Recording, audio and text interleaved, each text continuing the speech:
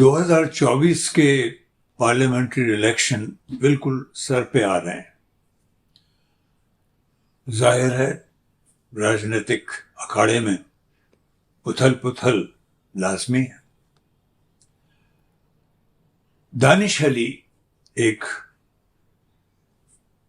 बड़े युवा होनहार पार्लियामेंटेरियन है, मेंबर ऑफ पार्लियामेंट हैं लोकसभा के। हाल ही में वो काफ़ी चर्चित रहे कि वो भी उस एथिक्स कमेटी में थे जिसने महुआ जी को निकालने की सिफारिश की, और वो भी महुआ जी के साथ, महुआ मोइत्रा के साथ उस मीटिंग में से निकल आए थे जिसमें बहुत ही अभद्र किस्म के, समझा जाता है अभद्र किस्म के सवाल महुआ से पूछे गए थे। वो इसलिए भी चर्चा में रहे कि महुआ मोइत्रा के मामले से भी पहले, कोई 2 महीने पहले, लोकसभा में एक और एमपी बीजेपी के रमेश बिधूरी साहब, उन्होंने बहुत ही अभद्र बातें कही दानिश अली को। दानिश अली ने, जो कि क्योंकि विपक्ष के एमपी हैं, उन्होंने कुछ सवाल किए थे और रमेश बिधूरी साहब ने खड़े होकर पता नहीं क्या क्या कहना शुरू कर दिया, बहुत ही अभद्र बातें। अरे ओ कटुए, क्योंकि वो मुसलमान हैं दानिश अली साहब, उग्रवादी, ओ उग्रवादी, इस तरह के व्यवहार हम जिक्र कर चुके हैं कि किसी को कोई प्रॉब्लम नहीं हुई, स्पीकर साहब को भी नहीं हुई। ये सब हुआ और फिर एक अजीब अचानक एक खबर आती है। कल बहुजन समाज पार्टी बीएसपी, उसकी सुप्रीमो मायावती जी ने दानिश अली साहब को बर्खास्त कर दिया मेंबरशिप से, बीएसपी की मेंबरशिप से। चौंकाने देने वाली बात। क्यों?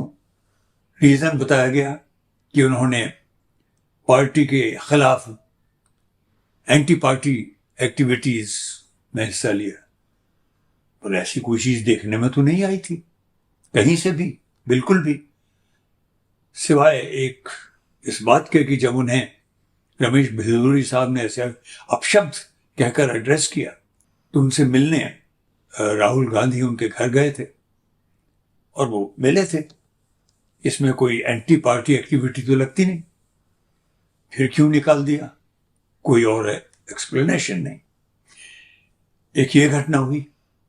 एक और चौंकाने वाली घटना उसी सोर्स से आई, बीएसपी के बारे में ही, कि मायावती जी ने बीएसपी का कार्यभार पूरा अपने भतीजे के हाथ में दे दिया।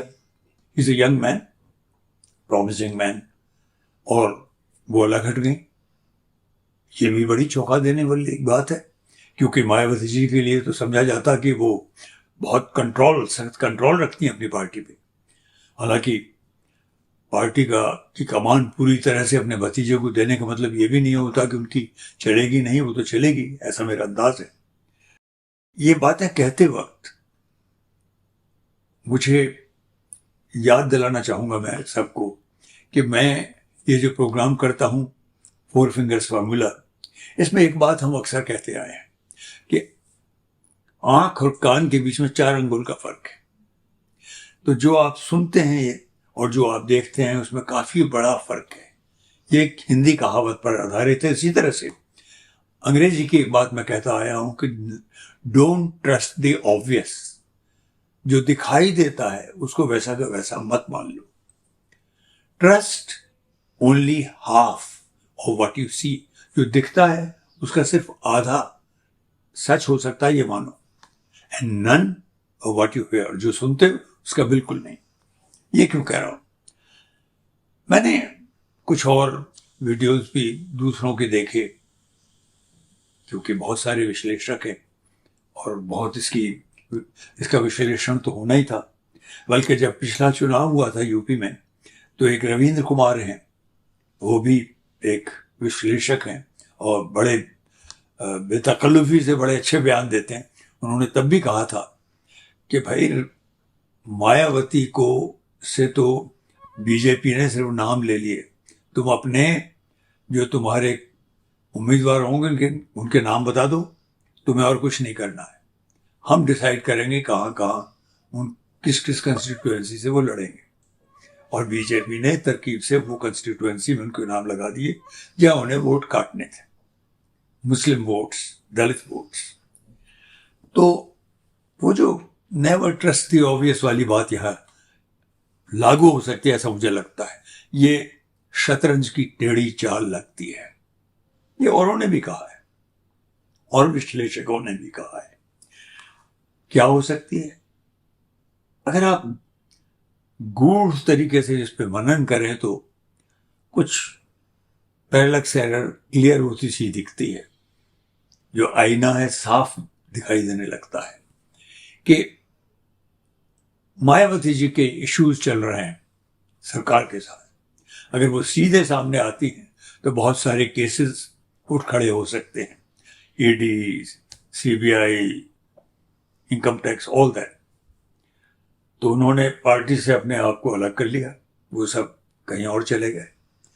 और दो चीजें होती हैं, दानिश अली को निकालना ऑलमोस्ट बगैर कोई गंभीर बात हुए, इनवेरिएबली वो जानती हैं अच्छी तरह से, वो काफी समझदार गहरी पॉलिटिशियन, वो जानती है कि इसका असर क्या होगा। जितना माइनॉरिटी वोट है, मुस्लिम वोट खासतौर पर, उसकी सिंपैथी हो जाएगी दानिश अली से। और फिर वो अगर इंडिया अलायंस की तरफ गए तो उसका फायदा इंडिया अलायंस को होगा। दूसरा, जो मायावती जी का एक बहुत ही जबरदस्त वोट बैंक है दलित, उसका क्या होगा?